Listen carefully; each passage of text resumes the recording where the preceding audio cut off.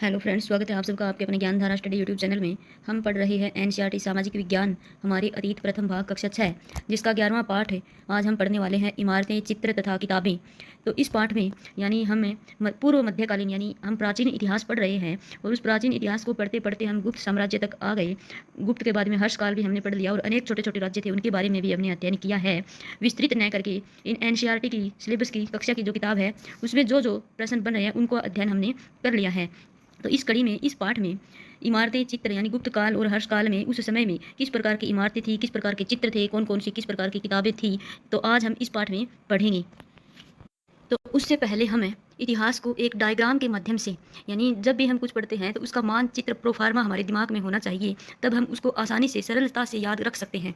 तो इतिहास को एक क्रम से एक डायग्राम के रूप में हम यहाँ देख रहे हैं। तो सबसे पहले इतिहास को 3 भागों में विभाजित किया गया है: प्राचीन कालीन इतिहास, मध्यकालीन इतिहास और आधुनिक इतिहास। प्राचीन कालीन इतिहास है उसको फिर 3 भागों में विभाजित किया है: प्राग ऐतिहासिक काल जिसमें पाषाण काल आता है, फिर उसके बाद में आद्य ऐतिहासिक काल जो सिंधु या हड़प्पा काल कहलाता है, और उसके बाद में ऐतिहासिक काल है जिसमें वैदिक सभ्यता, महाजनपद, मौर्य काल, गुप्त साम्राज्य, हर्ष और अनेक छोटे छोटे शासक दक्षिण भारत में हुए, चोल, चालुक्य, वो पल्लव आदि, वो ऐतिहासिक काल में आते हैं। तो ये है प्राचीन इतिहास और यहाँ तक हमने मोटे मोटे रूप में पढ़ लिया है। अगला है मध्यकालीन इतिहास। मध्यकालीन इतिहास की शुरुआत कहाँ से होती है? ये एक दिन में तो शुरुआत होती नहीं, लेकिन कहीं ना कहीं से तो शुरुआत है वो होनी शुरू होती ही है। तो यानी सबसे पहले मुस्लिम आक्रमण 712 ईस्वी में कौन आए थे? मोहम्मद बिन कासिम ने सबसे पहले 712 ईस्वी में पश्चिमोत्तर भारत पर आक्रमण किया था। यानी सबसे पहले मुस्लिम आक्रमण मोहम्मद बिन कासिम ने 712 ईस्वी में किया। यहाँ से धीरे धीरे है वो मध्यकालीन इतिहास की शुरुआत होती है।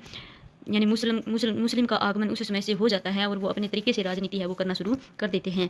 तो मुस्लिम आक्रमण से लेकर सबसे पहले मोहम्मद बिन कासिम आया, उसके बाद में महमूद गजनवी आया जिन्होंने 17 बार आक्रमण किया, और उसके बाद में मोहम्मद गोरी आया जिन्होंने पृथ्वीराज चौहान से 2 महत्वपूर्ण युद्ध, त्राइन का प्रथम और द्वितीय युद्ध 1191 और 92 में हुए। तो यहाँ से मध्यकालीन इतिहास की शुरुआत हो जाती है। फिर उसके बाद में मोहम्मद गोरी के साथ मोहम्मद गोरी का जो कुतुबुद्दीन ऐबक गुलाम था, जो मोहम्मद गोरी का, उन्होंने शुरुआत की दिल्ली सल्तनत उसको हम बोलते हैं, यानी दिल्ली के सुल्तान। दिल्ली पर मुसलमानों ने राज करना प्रारंभ कर दिया। गुलाम वंश आया, खिलजी वंश आया, यानी उनके 3-4 वंश है जो दिल्ली पर लगातार शासन करते रहे।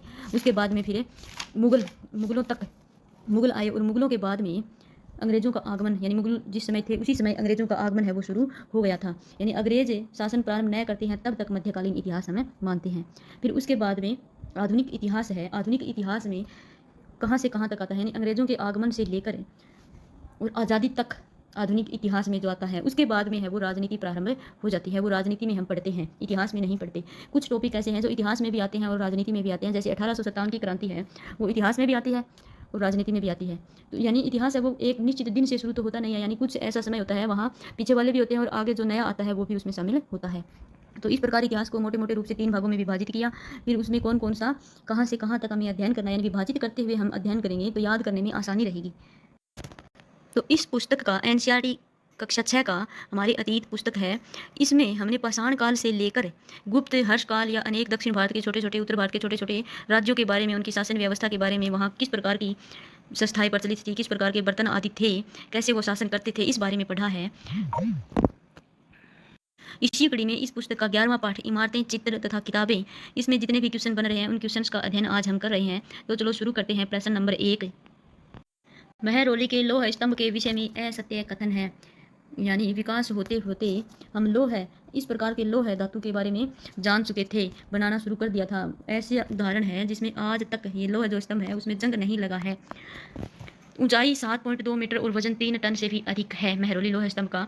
इसमें चंद्र नामक शासक का जिक्र है जो कि मौर्य वंश से संबंधित था। आज तक भी उसमें जंग नहीं लगा। यह महरौली दिल्ली में स्थित है, जो कुतुब मीनार के परिसर में खड़ा लोहा स्तंभ है। यानी महरौली का जो लोहा स्तंभ है वो दिल्ली में स्थित है, कुतुब मीनार के पास में ही स्थित है। तो इसके विषय में यहाँ दिए हुए जो कथन है उनमें कौन सा असत्य है? ऊंचाई है वो 7.2 मीटर है और वजन 3 टन है, ये कथन सत्य है। आज तक भी उसमें जंग नहीं लगा है, ये भी सत्य है। और महरौली दिल्ली में स्थित है, ये भी सत्य है। तो यहाँ कौन सा गलत है? इसमें चंद्र नामक शासक का तो जिक्र है, लेकिन यह चंद्र मौर्य वंश से संबंधित न होकर किस वंश से संबंधित है? गुप्त वंश से संबंधित है। तो इसका असत्य कथन है वो कौन सा हो जाएगा? ये हो जाएगा। अगला प्रश्न है, स्तूप का शाब्दिक अर्थ होता है टीला, स्तंभ, पूजा स्थल, पर्वत। तो यहाँ स्तूप का शाब्दिक अर्थ क्या है? टीला है, यानी पहले बुद्ध आदि के अवशेष और उनसे संबंधित वस्तुएं होती थी, उनको एक डिब्बे में बॉक्स में रखकर उसके ऊपर मिट्टी का टीला वो बना देते थे, और जैसे जैसे धीरे धीरे विकास होता गया उसके बाद में उस पर मिट्टी से उनको ढकने लगे, पत्थरों से ढकने लगे, और फिर उसके बाद में ऊपर गुंबदनुमा बनाने लगे। तो यानी स्तूप का शाब्दिक अर्थ है वो क्या है? टीला होता है। अगला प्रश्न है, स्तूप से संबंधित सत्य कथन नहीं है। सत्य कथन नहीं है। स्तूप बुद्ध या उनके अनुयायियों के शरीर के अवशेष एक विशेष डिब्बे, जिसे धातु मंजूषा कहते थे, में रखकर उस पर बना टिल्ला होता है। स्तूप क्या होता है?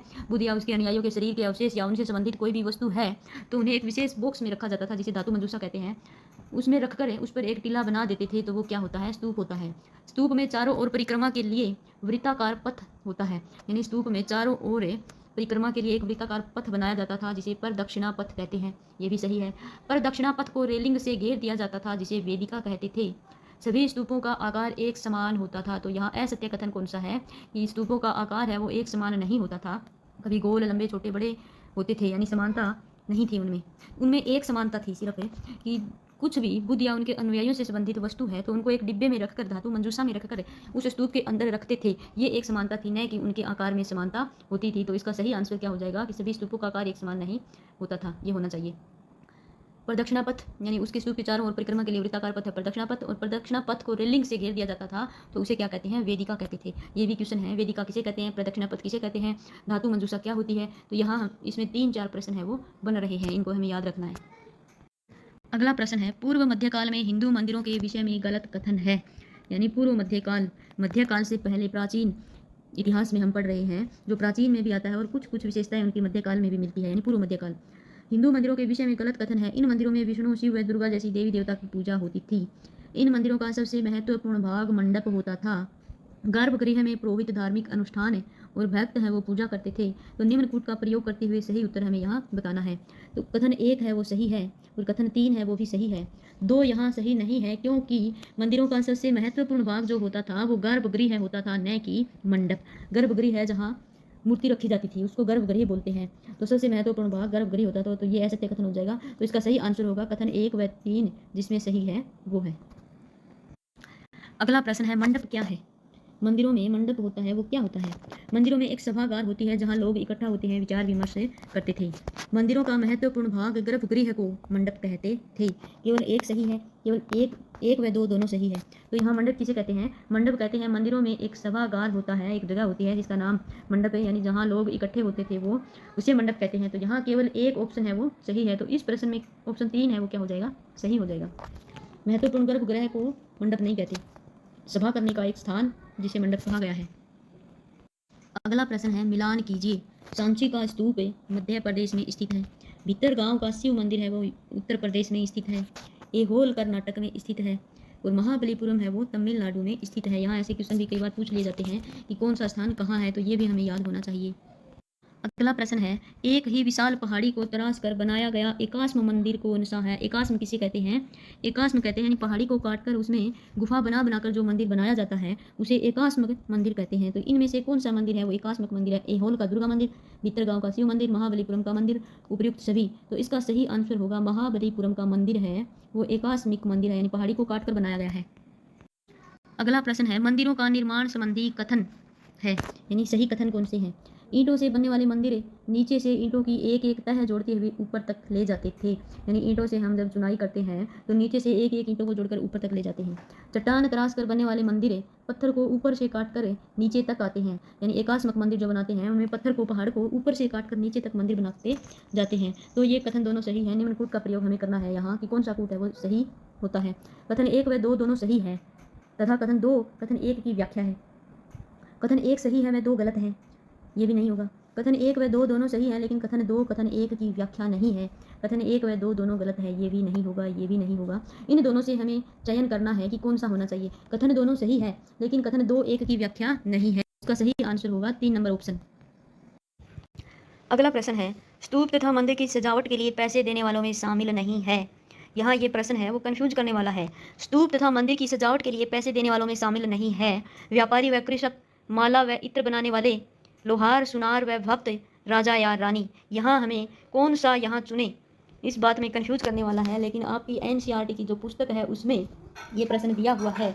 सजावट, यहाँ हमें देखना है प्रश्न क्या पूछा है, सजावट के लिए, निर्माण के लिए नहीं पूछा है, किसके लिए पूछा है, सजावट के लिए। तो इसमें व्यापारी व कृषक शामिल है, माला व इत्र बनाने वाले भी शामिल है, लोहार, सुनार और भक्त भी शामिल है। राजा या रानी सजावट के लिए पैसे नहीं देते थे, किसके लिए देते थे, निर्माण के लिए पैसे देते थे। सजावट है वो इनके पैसों से होती थी। तो यहाँ प्रश्न है, आजकल एक आधा प्रश्न ऐसा दे देते हैं एग्जाम में कंफ्यूज करने के लिए, हम अच्छे से नहीं पढ़ते हैं पुस्तक को तब। तो राजा या रानी सजावट के लिए पैसे नहीं देते थे, इनमें शामिल नहीं है। तो इसका सही आंसर क्या हो जाएगा, राजा या रानी। अगला प्रश्न है, तमिल महाकाव्य यानी इस समय अनेक कवि हुए, अनेक रचनाएं लिखी गई। तो तमिल में भी कुछ रचनाएं लिखी गई। शिल्पदिकारम की रचना किस कवि ने की, तमिल महाकाव्य शिल्पदिकारम की रचना किस कवि ने की, इलांगो ने, कोवलन ने, मणिमेखलाई ने, कनंगी ने। तो यहाँ इसका सही आंसर होगा इलांगो नामक कवि ने शिल्पदिकारम की रचना की।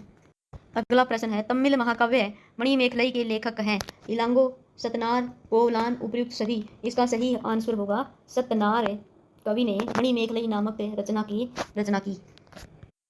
अगला प्रश्न है, पुराण का शाब्दिक अर्थ है, देवी देवता, प्राचीन, पूर्ण, महाकाव्य। पुराण का शाब्दिक अर्थ है प्राचीन। अगला प्रश्न है, पुराण के विषय में असत्य कथन है। इसमें हिंदू धर्म, देवी देवता, सृष्टि व राजाओं के बारे में कहानियाँ मिलती हैं। देवी देवता की पूजा विधि भी इसमें मिलती है। अधिकतर पुराण सरल संस्कृत श्लोक में लिखे गए हैं। स्त्रियां व शूद्र जिन्हें वेद पढ़ने की अनुमति नहीं, वो पुराण भी नहीं पढ़ सकते थे। तो इसका सही आंसर क्या होगा, इसमें देवी देवता, सृष्टि, राजाओं के बारे में कहानियाँ हैं, ये सही है। देवी देवताओं की पूजा की विधि भी मिलती है, ये भी सही है। अधिकतर पुराण है वो सरल संस्कृत श्लोक में लिखे गए हैं, ये भी सही है। यहाँ गलत ये है कि स्त्रियां व शूद्र जिन्हें वेद पढ़ने की अनुमति नहीं होती, ये तो सही है, लेकिन वो पुराण पढ़ सकती है, ये होना चाहिए था। लेकिन वेद पढ़ने की अनुमति तो नहीं थी, लेकिन वो वेद पढ़ सकते थे, कौन, स्त्रियां व शूद्र। तो यहाँ इसका सही आंसर क्या हो जाएगा, असत्य कथन कौन सा है, 4 नंबर ऑप्शन। यहाँ होना क्या चाहिए था, स्त्रियां व शूद्र जिन्हें वेद पढ़ने की अनुमति तो नहीं, लेकिन वो पुराण पढ़ सकते थे, ये होना चाहिए। तो सही आंसर क्या हो जाएगा, ये। अगला प्रश्न है, असत्य कथन है, यानी नीचे जो दिए गए हैं उनमें से असत्य कथन कौन सा है। महाभारत युद्ध का उद्देश्य हस्तिनापुर की गद्दी प्राप्त करना था। कौशल के राजकुमार राम थे, राम अयोध्या के राजकुमार थे। पुराण, महाभारत व रामायण के लेखक व्यास नामक ऋषि थे। तो यहाँ असत्य क्या हो जाएगा, असत्य ये होगा, महाभारत युद्ध का उद्देश्य हस्तिनापुर की गद्दी प्राप्त करना था, सही है। कौशल के राजकुमार राम थे, ये भी सही है। कौशल की, हम यहाँ कौशल कम पढ़ा हुआ है तो हम सोचेंगे ये गलत हो सकता है, लेकिन अयोध्या है वो कौशल की राजधानी थी, तो ये दोनों ऑप्शन सही है। यहाँ गलत है, पुराण महाभारत के रचनाकार तो व्यास ऋषि ही है, लेकिन रामायण के जो लेखक हैं वो व्यास ऋषि नहीं है, कौन है वो, वाल्मीकि है। तो इसका सही आंसर हो जाएगा ये, क्या होना चाहिए, पुराण महाभारत के लेखक व्यास हैं, लेकिन रामायण के लेखक हैं वो वाल्मीकि हैं। अगला और अंतिम प्रश्न है, मिलान कीजिए। स्तूप निर्माण यानी स्तूप निर्माण की परंपरा है वो कब शुरू हुई, 2300 साल पहले। अमरावती का निर्माण कब हुआ, 2000 साल पहले। कालिदास कब हुए, 1600 साल पहले। लोह स्तंभ, भीतरगांव का मंदिर, अजंता की चित्रकारी और आर्यभट्ट है वो कितने वर्ष पूर्व हुए, 1500 साल पूर्व। और दुर्गा का, ऐहोल में दुर्गा का जो मंदिर है वो कितना वर्ष पुराना है, 1400 साल पहले का है। तो इस पुस्तक में और इस पाठ में जो भी क्वेश्चन बन रहे हैं वो हमने अच्छी प्रकार से कर लिए हैं। इससे संबंधित कोई क्वेश्चन हो तो कमेंट बॉक्स में ज़रूर पूछें और चैनल को लाइक, शेयर और सब्सक्राइब जरूर करें। धन्यवाद।